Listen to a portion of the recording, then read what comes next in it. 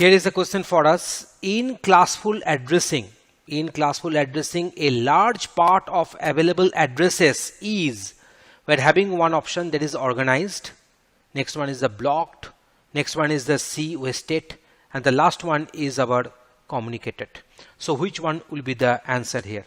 So let us go for this diagram. We know that in case of class A, the byte 1 will be denoting the net ID, and byte 2, byte 3, byte 4, they are denoting the host ID. So we are having in total 32 bits of information. So 32 bits of addressing. So this addressing will be divided into 4 bytes.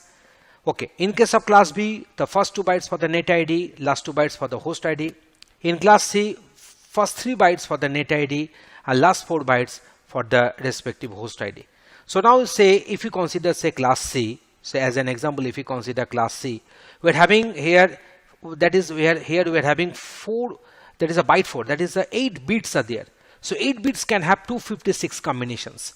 But let us suppose we are having only 32 machines. Then what will happen?